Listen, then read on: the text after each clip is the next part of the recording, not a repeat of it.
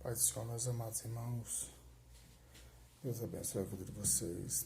Nessa noite nós vamos iniciar aqui a lição de número 1 desse trimestre,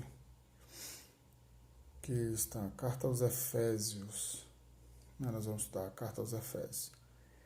E nesse momento nós vamos fazer uma oração. Querido Deus, eterno Pai, em nome de Jesus, nós te louvamos e te agradecemos por essa oportunidade, Deus, de estarmos aqui, ó Deus, para aprender a Tua Palavra, para ensinar a Tua Palavra. Que esse estudo seja edificante para as nossas vidas, Senhor. Que possamos ser alimentados, ser alicerçados cada vez mais na Tua Palavra, na Tua presença. Ser conosco, sobre o nosso entendimento. Nos dê graça para ministrar esse estudo e abençoe todos os que vão assistir, ó Deus, vão estudar a Tua Palavra, meu Pai, em nome de Jesus. Amém. Lição de número 1, ela diz da seguinte forma: Carta aos Efésios, saudação aos destinatários. Texto áureo. Está em Efésios capítulo 1, verso 2. A vós, graça e paz da parte de Deus, nosso Pai, e da do Senhor Jesus Cristo. Efésios 1, 2. Verdade prática. A Epístola aos Efésios revela o propósito eterno de Deus para a Igreja de Cristo. A leitura bíblica em classe, ela está em Efésios capítulo 1, versículo 1 e 2, e posteriormente Atos 19, do 1 ao 7. Diz da seguinte forma: Efésios 1, verso 1. Paulo, apóstolo de Jesus Cristo, pela vontade de Deus, aos santos que estão em Éfeso e fiéis em Cristo Jesus. 2. A vós, graça e paz da parte de Deus, nosso Pai, e da do Senhor Jesus Cristo. Agora vamos para Atos 19, verso 1. E sucedeu que, enquanto Apolo estava em Corinto, Paulo, tendo passado por todas as regiões superiores, chegou a Éfeso, e achando ali alguns discípulos, disse-lhes: Recebestes vós já o Espírito Santo quando crestes? E eles disseram-lhe: Nem nós nem ainda ouvimos que haja Espírito Santo. Perguntou-lhes então: Em que sois batizados então? E eles disseram: No batismo de João. Mas Paulo disse: Certamente João batizou com o batismo do arrependimento, dizendo ao povo que cresce no que após ele havia de vir, isto é, em Jesus Cristo. E os que ouviram foram batizados em nome do Senhor Jesus. E impondo-lhes Paulo as mãos, veio sobre eles o Espírito Santo, e falavam línguas e profetizavam. Estes eram ao todos uns 12 varões.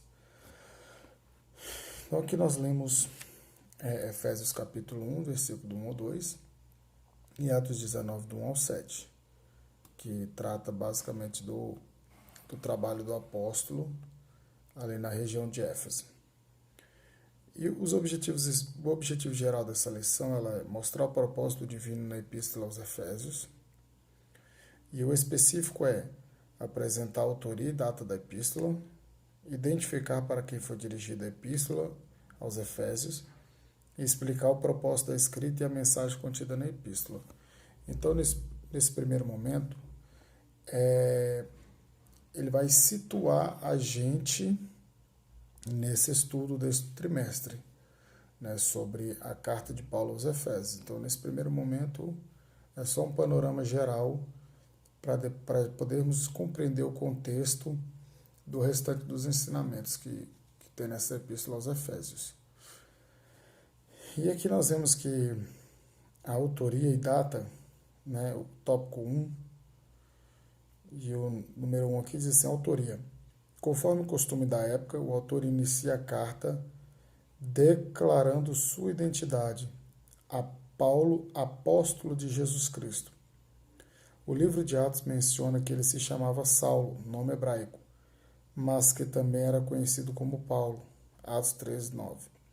Em hebraico, Saulo significa solicitado, provavelmente uma homenagem a Saul, o primeiro rei de Israel que pertencia à mesma tribo do apóstolo.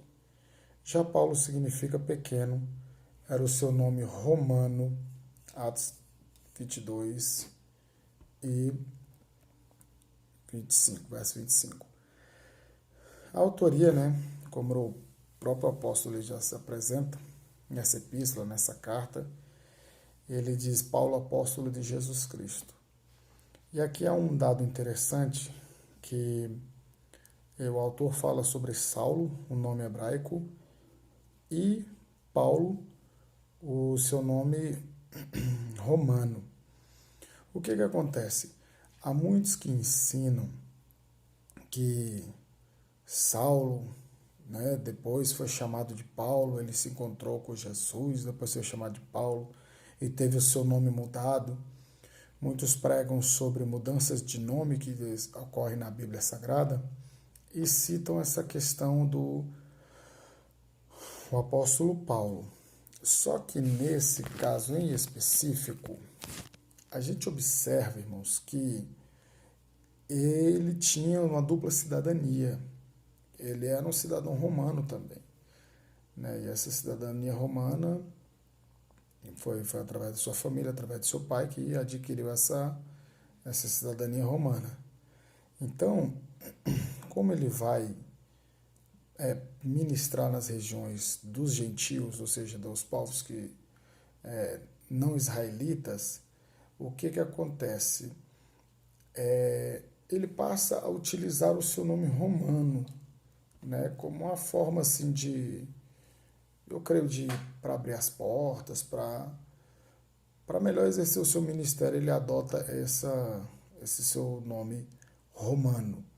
Então, nós só corrigindo aqui um equívoco, que Paulo ele não teve o nome mudado. Em Atos 13:9, para a gente falar sobre isso, melhor a gente abre Atos 13:9, que diz assim, olha o que diz. Todavia, Saulo, também chamado Paulo, cheio do Espírito Santo, fixando nele os olhos, disse... Então você está vendo aqui, Atos 13:9, Saulo, também chamado Paulo. Então ele não teve o seu nome mudado. O Paulo era da sua cidadania romana. Ele tinha dupla cidadania, como nós já dissemos. E ele se apresenta, Ele se apresenta como Paulo, apóstolo de Jesus Cristo, pela vontade de Deus, aos santos que estão em Éfeso e fiéis em Cristo Jesus. Então ele se apresenta nesse exato momento. E aqui diz que em hebraico, Saulo significa solicitado, provavelmente uma homenagem a Saul, o primeiro rei de Israel, que pertencia à mesma tribo do apóstolo. Então, outra coisa também que é comum, é muito corriqueiro, alguns pregadores, alguns ministrantes da palavra de Deus, pegarem estudos teológicos, bíblicos, e afirmar como sendo uma coisa que a Bíblia afirmou. E aí, o autor da lição aqui, ele diz assim, provavelmente uma homenagem ao rei Saul. Não significa que fizeram uma homenagem ao rei Saul, mas é que provavelmente. Então eu já vi muito isso também, muitas pessoas afirmarem que a Bíblia está dizendo uma coisa, sendo que ela não diz, como sendo a Bíblia. Então, se você for consultar, se você for fazer alguma consulta, em algum comentário, algum dicionário bíblico, em algum livro de teologia, e se for um dado que, sim, que é um dado do escritor, do autor, o correto é você dizer, segundo fulano de tal, de acordo com fulano de tal, acredita-se que, quando não é uma informação assim categórica, taxativa, que é uma suposição, que são baseadas em estudos, que não são coisas confirmadas, você deixa no campo das hipóteses, né? Provavelmente, de acordo com que, fulano que, possivelmente, né? E nunca afirmar que realmente a Bíblia está dizendo aquilo que às vezes ela nem está dizendo. E é muito comum isso a gente ver em algumas ministrações, né? A gente vê essas situações, infelizmente, né? Então, irmãos, aqui nós vamos para o item 2, que diz assim: a assinatura apostólica.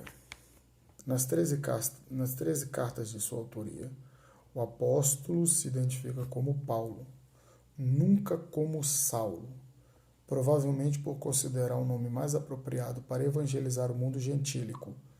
Outro detalhe relevante é a reivindicação de sua autoridade apostólica com a ressalva pela vontade de Deus, isto é, não escolhido por homens. Então, ele mostra sua credencial, né? Que ele mostra como seu nome, se apresenta, Paulo, apóstolo de Jesus Cristo, ou seja, pela vontade de Deus, enviado de Jesus Cristo, né? Um mensageiro de Jesus Cristo, pela vontade de Deus. É o que o apóstolo ele está aqui afirmando, né? Porque em muitos momentos ele teve a sua autoridade apostólica questionada, né? Ele teve sua autoridade apostólica questionada, então é por isso que muitas vezes ele fez essa defesa, né, da sua autoridade apostólica. E sobre o nome dele a gente já tratou esse assunto. Uma epístola da prisão. A epístola foi escrita no período em que Paulo se encontrava preso em Roma. Ele se identifica como o prisioneiro de Jesus Cristo, o preso do Senhor e o embaixador em cadeias. Isso indica que era uma carta enviada do cárcere. Por essa razão, ela integra o rol das epístolas da prisão redigidas aos Efésios, aos Filipenses, aos Colossenses e a Filemon. O que me chama a atenção aqui na carta aos Efésios e Filipenses também, que o que acontece? Como nós vemos aqui, são consideradas epístolas da prisão. Esse homem, obviamente, estava preso, como nós já lemos, e a presença de Deus era tão real, a comunhão era tão grande do apóstolo com o seu Senhor, com o Espírito Santo, que ele redige essas cartas com assuntos maravilhosos de conforto, de consolo, né? Fortalecendo a fé, animando a fé dos que estavam fora do cárcere, né? Que estavam na missão de evangelizar, de falar da palavra de Deus. E você vê que a presença de Deus na nossa vida ela faz toda a diferença. Não importa a situação que a gente esteja passando, mas se a presença de Deus for real, se a comunhão nossa com Deus for uma coisa real, palpável, a gente consegue consolar, confortar os outros, porque a gente passa a ter uma intimidade, uma confiança maior no nosso Senhor. E o que acontece? Igual Filipenses, ele está preso, ele está lá encarcerado, e de repente ele escreve sobre a ansiedade, né? Um homem que está preso, aí ele vai e escreve sobre a ansiedade. É impressionante, né? Mas ele fala que ele era um homem de oração, era um homem de muita comunhão com Deus, né? Então, e ele fala justamente sobre a questão da ansiedade, que era para ser trabalhada com orações, com súplicas, com ações de graça, né? Então, você veja só que um homem que tinha uma intimidade muito grande com o seu Deus, mesmo dentro do cárcere, ele escreveu essas belas cartas que nós estamos vendo aqui, né? E que estamos estudando especificamente a carta aos Efésios. A data De acordo com Atos, após realizar 3 viagens missionárias e implantar igrejas na região do Mediterrâneo, Paulo esteve em prisão domiciliar por cerca de 2 anos. Atos 28:30. Entre 60 e 62 d.C., aproximadamente. A partir dessa premissa, a data provável da redação da Epístola aos Efésios ocorreu por volta de 61 e 62 d.C., tendo Tíquico como seu portador. Tíquico foi o responsável por fazer essa carta circular na região ali de Éfeso. E são datas aproximadas, São datas aproximadas do escrito a 61 e 62 d.C., de acordo com o autor da lição. E destinatários. Vamos para o tópico 2 sobre destinatários. A quem se destina essa carta? E aqui nós vamos fazer um apanhado sobre a cidade de Éfeso. Fundada por volta de 1050 a.C., tornou-se no centro político, comercial e religioso da Ásia Menor, atual país da Turquia. Era uma cidade litorânea cujo porto desaguava no mar Egeu. Sua rua principal era pavimentada em mármore, com colunas trabalhadas em ambos os lados. Era considerada uma metrópole, com cerca de 500 mil habitantes. Tinha o maior anfiteatro do mundo, com capacidade para 25 mil espectadores. Próximo dali ficava o estádio com a pista de corridas e a arena onde ocorriam as lutas entre animais selvagens, como também entre homens e animais. Então aqui nós estamos vendo sobre a cidade de Éfeso, uma cidade extremamente importante na sua época e um centro comercial, centro político, comercial e religioso da Ásia Menor. Era uma cidade extremamente importante e estratégica de sua época. E a questão da religiosidade em Éfeso. Porque até então, Paulo ele foi para ministrar o evangelho, ele foi para pregar a palavra de Deus. Então ele encontra um contexto religioso também muito delicado. E que aqui a gente vê no item 2. A cidade abrigava o templo de Artemis, ou Diana, deusa da fertilidade, construído em mármore. A economia da cidade dependia dos milhares de turistas que a visitavam. Sua maior fonte de renda era o comércio de nichos de prata vendidos no templo, razão pela qual seus moradores ficam alarmados com a pregação de Paulo contra a idolatria. Então você veja só que o comércio girava em torno da religião. E o que acontece? Tinha esse templo da Diana, deusa dos Efésios, e romano é Artemis e grego, E o que acontece? É a mesma pessoa, tá? Só que uma é grego, outra é a nomenclatura romana. E milhares de turistas visitavam a cidade. E era um comércio, um turismo religioso, vamos dizer assim. E muitas pessoas compravam, vamos botar assim, umas lembrancinhas, umas estátuas, algumas lembrancinhas que eles utilizavam, que eles colocavam como enfeite e devoção, não só como enfeite, mas também como devoção, porque era a deusa da fertilidade. E a maior fonte de renda era o comércio. E aí o apóstolo Paulo ele chega lá pregando justamente contra a idolatria. Contra a idolatria. E aí, o que acontece? Ele vai bater de frente justamente, ele bate de frente justamente com a parte religiosa deles, a devoção deles a Diana, e também bate de frente com relação à questão do comércio, porque pessoas começaram a se converter a Cristo e, consequentemente, o comércio religioso passou a sofrer uma recessão.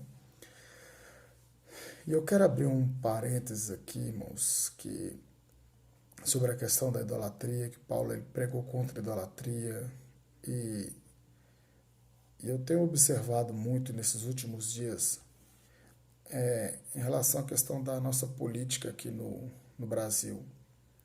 A gente sabe que a politicagem ela tá assim, a flor da pele, tá uma coisa assim absurda, uma coisa até nojenta. E a gente sabe que a grande mídia, os principais, né, congressistas, né, os principais deputados, senadores, essa política de modo geral, estão fazendo de tudo para tentar atrapalhar o bom andamento, o crescimento do Brasil. A gente reconhece tudo isso, essa manipulação, né, essa guerra e tal. Só que eu tenho analisado postura de certos irmãos, né, de crentes, de servos de Deus, que chega a beirar está beirando uma idolatria ao presidente, né? O presidente é a autoridade constituída.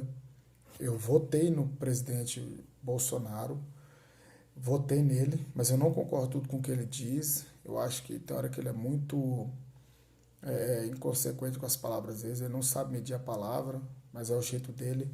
Então, assim, eu reconheço a positividade, o lado positivo da coisa e também o lado negativo. Eu tenho observado crentes, servos do Senhor, que tem, não beira não, virou idolatria com relação ao homem. Né? Pessoas assim, 100% fechado com Bolsonaro. Não, nós temos que estar 100%, como diz o irmão Tiago Rosa, evangelista lá do Nordeste. Ele fala que nós temos que estar 100% fechados com Jesus Cristo. Não é 100% fechado com o presidente da República, quem quer que seja. Porque o que acontece? O homem é falho, o homem 100% é só Deus, o homem é falho, está sujeito aos erros. Então o que acontece? Nós admiramos uma autoridade constituída, permitida por Deus, nós admiramos, temos um respeito, é uma coisa, mas beirar idolatria, né? Todas as vezes ali pela manhã e pela noite, o presidente, a entrada e na saída do Palácio do Planalto ali, na sua residência, aliás, ele sempre dá uma palavra. E a gente observa, assim, crentes que estão em oração e jejum, subir no monte, consagração de 7 dias, 40 dias pelo presidente. Amém, a gente deve orar e interceder, sabe? Pelas autoridades, pelas pessoas, mas não da forma que o povo está fazendo, sabe? Tá uma coisa assim, até feia, né? Tá virando uma idolatria e eu tenho que dizer que realmente está uma coisa assim muito, muito delicada, né? Então vamos vigiar em relação a isso, né? Vamos vigiar em relação a isso. Vamos dar sequência. Só um parênteses aqui, né? Uma colocação assim do que eu tenho observado, né? Nós temos que orar pelo presidente, sim, né? A gente vê Paulo mandando orar por todos os líderes, né, da nação, para que a gente tenha paz. Jeremias manda para a gente, né? Jeremias 29 também fala sobre isso aí. Então é bíblico que a gente ore, que a gente interceda, que a gente respeite as autoridades, mas que a gente não descambe para a idolatria, né, irmão? E nós estamos no item 2, tá? Destinatários, vamos para o item 3. Paulo evangelizou a cidade e seus arredores durante 3 anos. Quando chegou a Éfeso, o apóstolo encontrou 12 discípulos, os quais batizou nas águas e conduziu a receber o batismo no Espírito Santo. Em seguida, evangelizou os judeus na sinagoga por um espaço de 3 meses. E como alguns judeus resistiram ao evangelho, voltou-se para os gentios, pregando num salão alugado na escola de Tirano. Em Éfeso, Deus usou Paulo poderosamente e a igreja crescia. pois até lenços e aventais do apóstolo foram usados para curar enfermos, e expulsar demônios. Grandes líderes da igreja também passaram por Éfeso. Apolo ministrou ali, foi instruído por Priscila e Áquila. Timóteo também foi designado para pastorear a cidade. E segundo Irineu, bispo grego do primeiro século, o apóstolo João também liderou a igreja. Então, irmãos, o apóstolo ele chega na cidade e algumas pessoas já haviam recebido o evangelho, já haviam recebido a palavra, já tinham um certo conhecimento das coisas de Deus, só que não na sua totalidade, não na sua plenitude. E aí a gente vê que Deus usa o apóstolo Paulo para que aquelas pessoas ali fossem batizadas no Espírito Santo, recebessem aquele revestimento de poder e falaram em outras línguas e profetizaram, né? Experimentaram os dons do Espírito Santo ali naquele lugar. E o que acontece?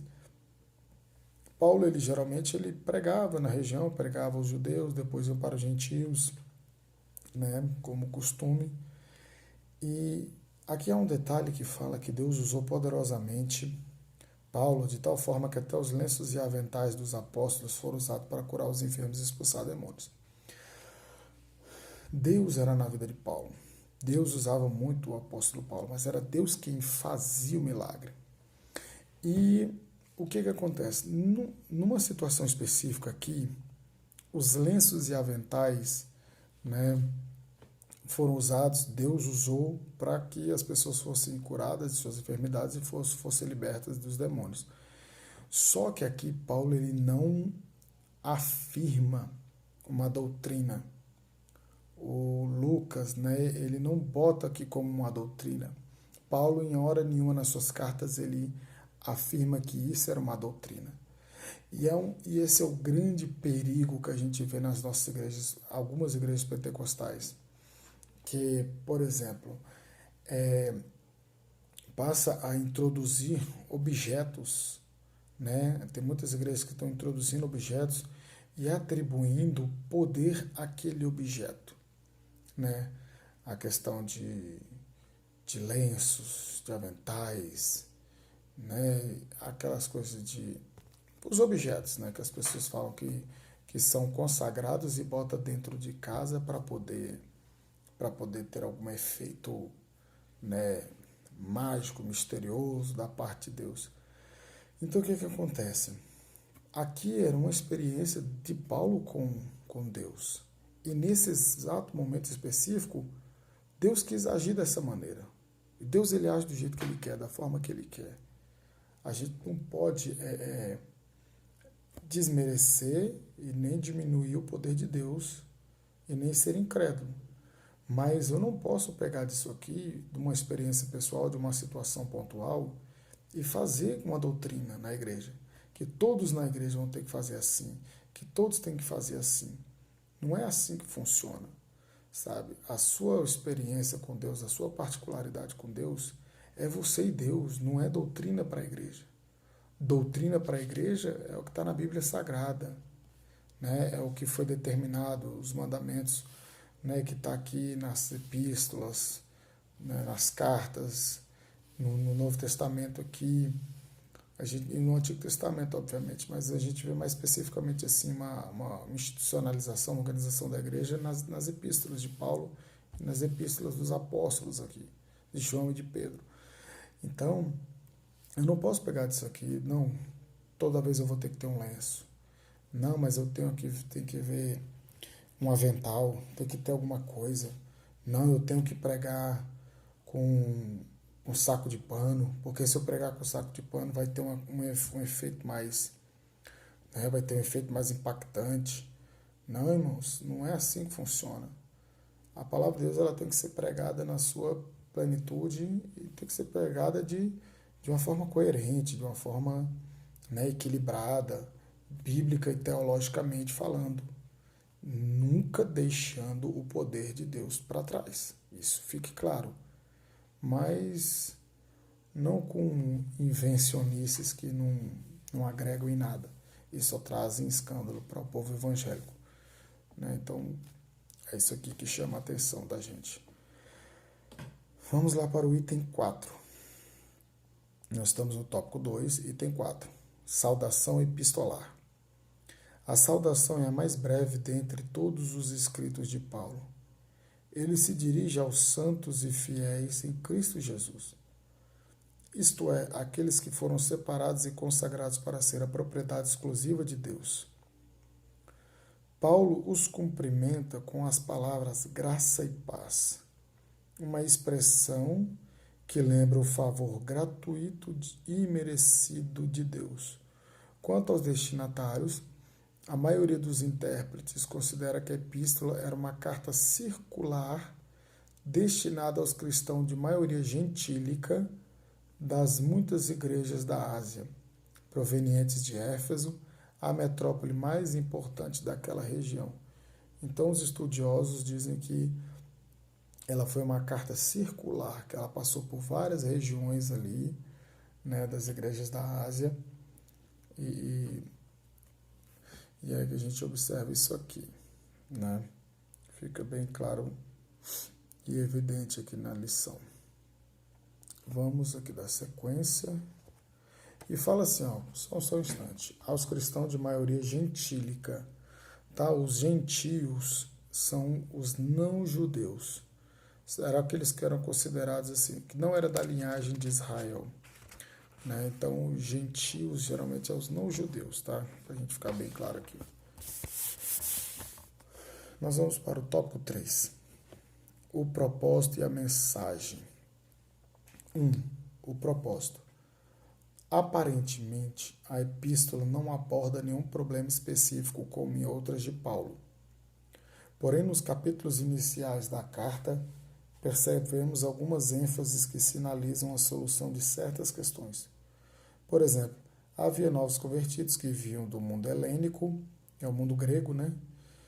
E praticavam religiões de mistério e magia, mas que agora se reuniam com os santos de Éfeso. Não por acaso o apóstolo Paulo mostra àqueles crentes que Cristo está no controle do universo inteiro. Então, irmãos, as religiões de mistério, né? Tinha muita magia, muita coisa assim, muito misticismo, muito sincretismo. Quando você pega elementos de várias religiões e junta, né, para formar uma religião, né? E é o que a gente vê muito hoje, né? O sincretismo dentro de muitas igrejas consideradas evangélicas, né? Traz elementos de fora e introduz nos cultos. E a gente vê também muito isso aí. Então, essas pessoas vinham desse paganismo, dessas religiões, né? Também que envolvia muita idolatria, também muita imoralidade sexual.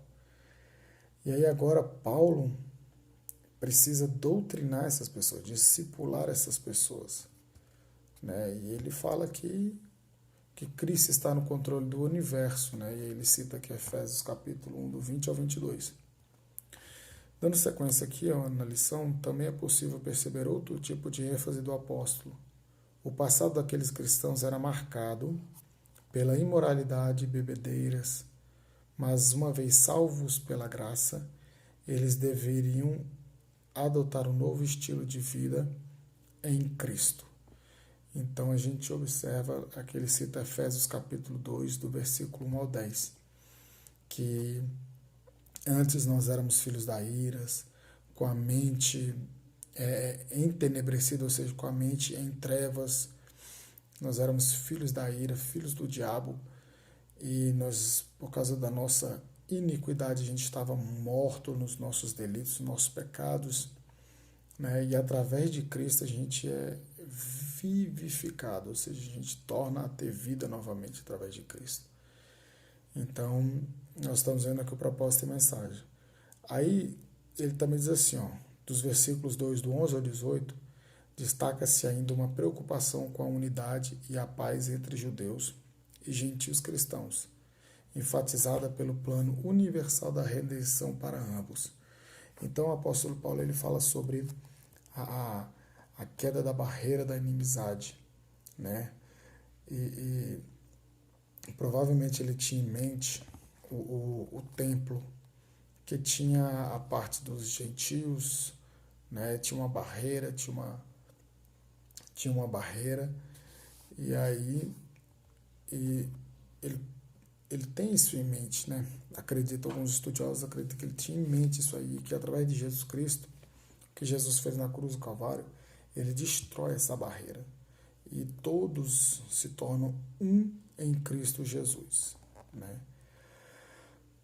E sob essas premissas, então, podemos considerar que uma das intenções do autor aos Efésios era a de atender às múltiplas necessidades da igreja numa perspectiva pastoral. Por isso, a carta é apontada por estudiosos como tratado teológico sobre a igreja e o corpo de Cristo.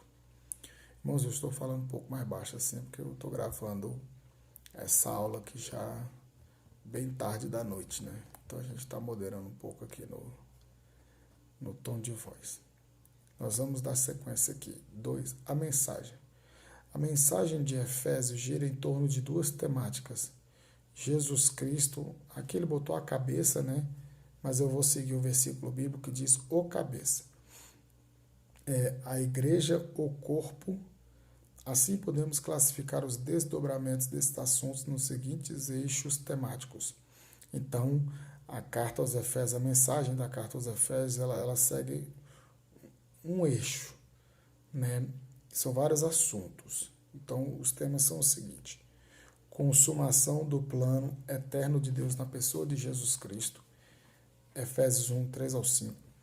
A atuação do Espírito Santo como penhor da experiência de salvação, Efésios 1, 13 e 14. A reconciliação dos povos por intermédio da cruz de Cristo, Efésios 2, 16. Revelação do mistério da vontade de Deus por obra do Espírito Santo, capítulo 3, verso 5. Um novo estilo de vida baseado na unidade, na comunhão com o Espírito, na frutificação, na adoração, na intercessão no Espírito. Efésios 4, 3, 30, 5, 9, 18, 19 e Efésios 6, 18. Os novos relacionamentos conjugais e a luta contra o diabo, que está em Efésios capítulo 5, verso 21 até 6, verso 20. Portanto, a epístola contém uma combinação de doutrina, fé e prática da vida cristã, ou seja, de tudo quanto Deus fez e do que se espera que a igreja faça. Então, é muito simples, é muito claro, né, nessa carta aos Efésios o que Deus fez e o que Ele espera que a igreja faça, né? Então, irmãos, nós já vamos partir aqui para a nossa conclusão, que a epístola revela um elaborado resumo da salvação e suas implicações para a vida cristã. Seu conteúdo recorda o favor imerecido de que recebemos gratuitamente da parte de Deus. Suas exortações nos impelem a viver em santidade e alicerçados em Cristo, a cabeça da igreja. Efésios 1, 22. A batalhar contra as forças das trevas. Amém? Então, esse aqui é a nossa lição. Nós estamos estudando, né, sobre a igreja eleita. E nós estamos estudando esse trimestre sobre este assunto interessantíssimo, que é a carta de Paulo aos Efésios. Nesse momento, nós queremos orar, agradecer a Deus, né, agradecer a todos vocês que estão assistindo esse ensinamento da Palavra de Deus. Compartilhe, divulgue, se inscreva no canal da Igreja Cadmiel, na Assembleia de Deus Mensageiro de Cristo, Congregação Cadmiel, cujo pastor é pastor Elias e pastora Deura, sua esposa. E você divulgue e compartilhe esse material, esse vídeo, em nome de Jesus. Vamos orar? Querido Deus, eterno Pai, em nome de Jesus, nós te louvamos e te agradecemos, ó Deus, por essa oportunidade de estarmos aqui orando, aprendendo a Tua Palavra, de sermos ensinados pelo Senhor, ó Deus. Nós te damos graça por isso. Que este ensinamento, Senhor, entre em cada lar, em cada vida, em cada coração. Que junto possamos, meu Deus, nos aprofundar no conhecimento do Senhor, ó Pai. Continue conosco, nos dando graça, continue nos sustentando e nos protegendo, Senhor, nesse momento delicado que nós estamos atravessando sobre a terra, meu Pai. Se conosco, ó Deus, em nome de Jesus. Amém. Que Deus te abençoe em nome de Jesus.